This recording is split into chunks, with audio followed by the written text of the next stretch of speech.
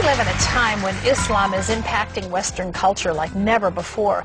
But what do we really know about it? Carolyn sat down with Rashid, the host of a popular Arabic TV show, and got some straight answers. Rashid, thanks for the invitation to visit you today and learn more about Islam. And you host a program called Taking Off the Mask. Exactly. It airs on satellite television. People can also stream it on the web. Tell us a little bit about that.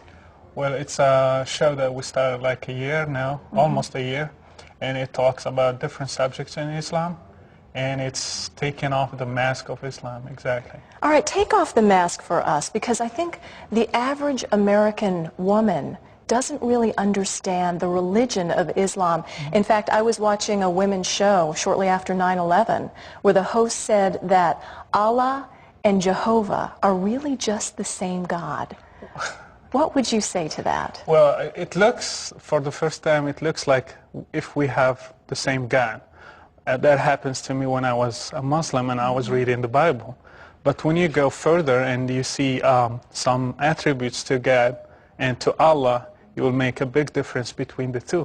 So Allah and Jehovah are not the same God? They are not. Let me give you some examples. From the Bible, we can see clearly God is love. And all the facts in the Bible are based on this fact that God is love.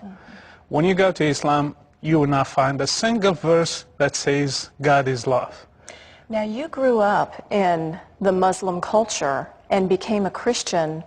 What led you to that, and how did your family respond? Well, it's a big, it's a long story, but it started one day. I was like listening to a show in the radio, and that's the first time when I heard about Jesus. And I started like a long way of correspondence courses and comparing Christianity to Islam. At the end, I was like amazed. The gospel really is the truth. And Jesus is love, so that touched my heart and changed me totally. Speaking of love and the different religions, we look at Islam, Americans again, who don't necessarily understand, and we don't understand all the violence that we see around this religion on sometimes the most innocuous things, like a cartoon of the Prophet Muhammad. To us, most of our political and religious leaders will end up as a cartoon. But to see that sort of caricature of the Prophet Muhammad means what to the Islamic people? Well, we need to understand two things to understand what happened with the subject of cartoons. The first thing, there is no freedom of speech in Islam. You cannot talk about Quran or Muhammad or the followers of Muhammad. They are holy. Nobody can criticize them. Nobody can question them. They are above anything else. So this is the first thing. The second thing, the cartoons, they were about Muhammad. If you read the Quran, you will find clearly that Muhammad is above Allah himself. And all the clerics, they agreed that if somebody criticizes Muhammad or make fun of him, he should be killed. And above Allah? He's above Allah. And if you criticize, for example, if you make fun of God, not all the clerics agreed that a person should be killed. But if you do it about Muhammad, they all agreed that the person should be killed. Wow. Now, one thing that I do want to make known is we're talking about the religion of Islam as opposed to the Muslim people, who are wonderful people, true? Yes. So many Muslims, they are wonderful people. I still have so many friends, Muslims. The majority of my family members, they're still Muslims. And they're wonderful people, they're peaceful, they're loving people. But the problem is with Islam itself. The teaching of Islam, they are violent and terrorism. There is a lot of terrorism there.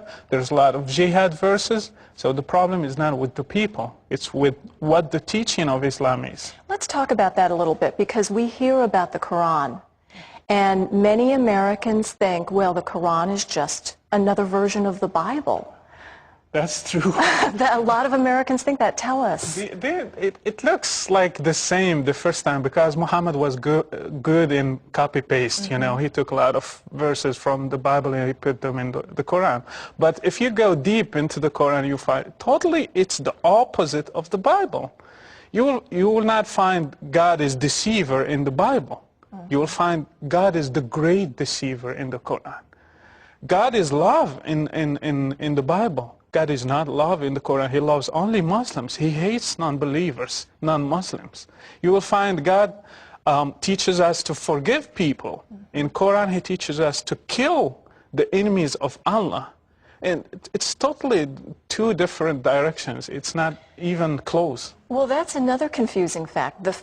We hear that the Islamic religious leaders saying we accept other religions. We are tolerant of other religions, and then you hear things like this. What is the truth?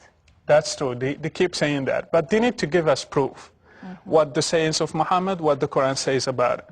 The Quran says clearly about Jews that they are sons of pigs, sons of monkeys, and Christians are astray, and they are like misled.